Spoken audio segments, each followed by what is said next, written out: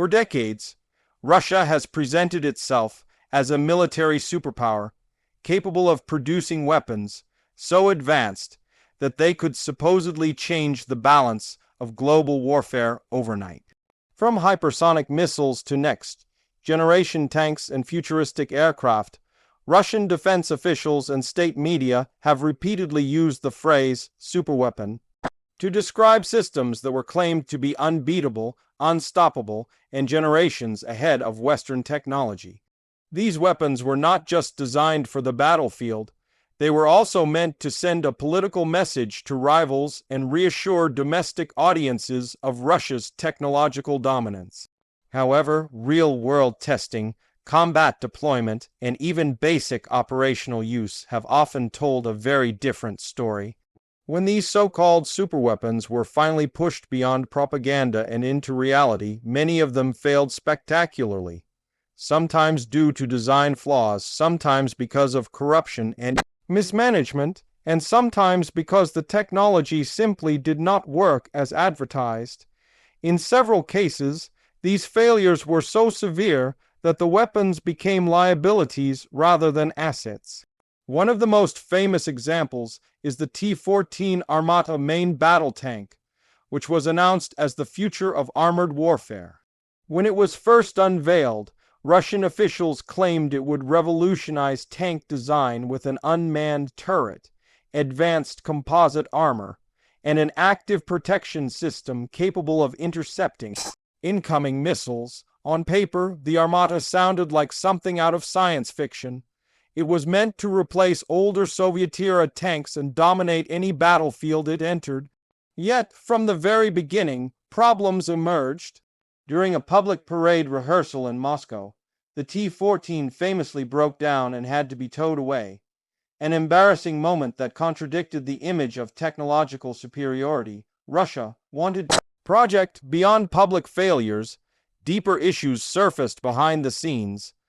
The tank was extremely expensive compared to older models, making mass production unrealistic. Its advanced electronics proved unreliable, especially in harsh conditions, and the complex systems required highly trained crews that Russia struggled to provide. When conflict erupted and modern tanks were desperately needed, the T-14 was largely absent from the battlefield.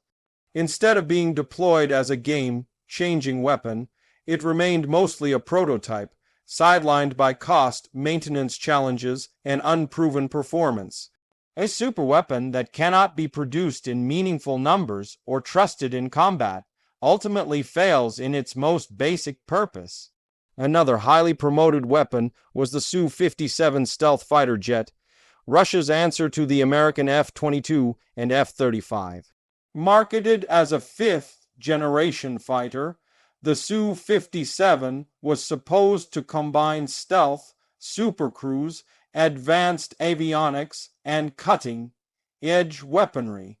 Russian officials claimed it could rival or even surpass Western stealth aircraft at a fraction of the cost. However, reality again fell short of the promise. The Su-57 struggled with engine development, forcing early models to rely on older, less powerful engines that undermined performance claims. Its stealth characteristics were also questioned by independent analysts, who noted design features that likely increased radar visibility. Production delays became routine, with only a handful of aircraft delivered years after initial announcements. Worse still, one of the first production models crashed during testing, raising serious concerns about reliability. In actual combat operations, the Su-57 played only a limited role, reportedly launching missiles from safe distances rather than operating as a true stealth penetrator. This cautious use suggested a lack of confidence in the aircraft's survivability. Instead of redefining air superiority, the Su-57 became another example of how ambitious marketing can collapse when technology, funding, and industrial capacity fail to align. Perhaps no Russian weapon has generated more global attention than the hypersonic missile known as Kinjal. Described by President Vladimir Putin himself as an unstoppable weapon capable of evading any defense system, the Kinjal was portrayed as proof that Russia had leapfrogged the West in missile technology, hypersonic speed, extreme maneuverability, and nuclear or conventional payload options made it sound like the ultimate strike weapon. Yet, when the missile was actually used in conflict, its myth quickly began to unravel. Western air defense systems, particularly the Patriot missile system, demonstrated the ability to intercept Kinjal missiles under real combat conditions. These interceptions directly contradicted Russian claims of invincibility. Moreover, the Kinjal was revealed to be less revolutionary than advertised, essentially an air-launched version of an existing ballistic missile rather than a completely new design. Its high cost also limited its practical use, making each launch a significant financial burden. Instead of being a decisive weapon, the Kinjal became a symbol of overhyped technology that failed to deliver on its core promise of being unstoppable.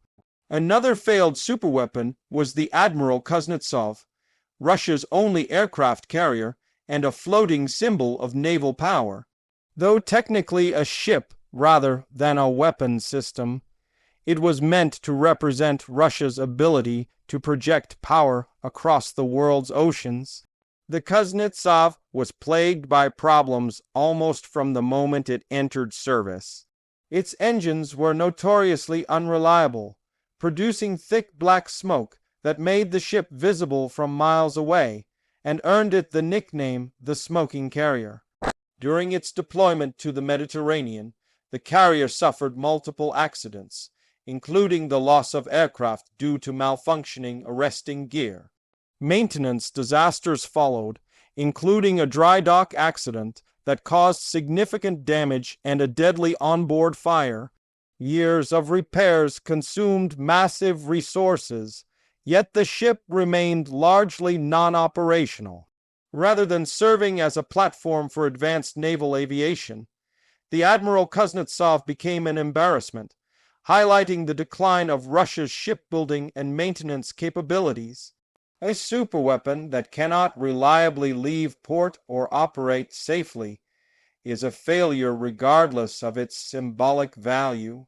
The fifth example is Russia's ambitious nuclear-powered cruise missile, known as Burevestnik or Skyfall.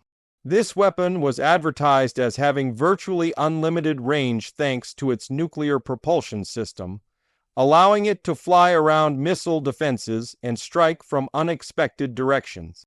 The concept alone captured global attention, as it suggested a terrifying new category of strategic weapons. However, the development of the Burevestnik was marked by secrecy, accidents, and apparent technical failure. A 2019 explosion during testing killed several Russian scientists and released radioactive material, confirming fears about the dangers of the system.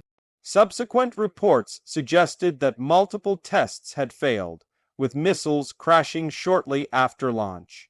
The extreme complexity of building a nuclear-powered missile, combined with safety risks and questionable strategic value, raised doubts about whether the weapon could ever become operational.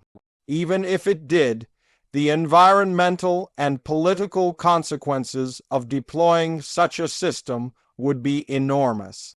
Instead of being a breakthrough, the Burevestnik became a cautionary tale about pursuing extreme technology without fully understanding or managing the risks involved. What unites all these failed superweapons is not just technical shortcomings, but deeper systemic problems within Russia's military-industrial complex. Corruption has siphoned off funds that should have gone into research, testing, and production. Bureaucratic inefficiency has slowed development timelines and stifled innovation. Propaganda has often replaced honest assessment, leading decision makers to believe their own exaggerated claims. In many cases, weapons were announced before they were ready, creating pressure to meet unrealistic expectations rather than focusing on reliable performance. This cycle of hype, followed by disappointment, has damaged Russia's credibility on the global stage and exposed the gap between image and reality. Another key issue is the reliance on legacy Soviet infrastructure and design philosophy. While the Soviet Union was capable of producing massive quantities of military hardware, modern warfare demands precision, integration, and adaptability. Advanced electronics, software, and supply chains are just as important as armor and firepower. Russia has struggled to keep pace in these areas, particularly under the strain of economic sanctions and limited access to high-tech components. As a result, even when innovative ideas emerge, turning them into functional, scalable systems becomes a major challenge. The failure of these superweapons also highlights an important lesson about modern military power. No single weapon, no matter how advanced, can compensate for weaknesses in training, logistics, intelligence, and command structure. Western militaries have increasingly emphasized combined arms operations, networked systems, and interoperability. In contrast, Russia's focus on headline, grabbing superweapons has sometimes come at the expense of more practical improvements.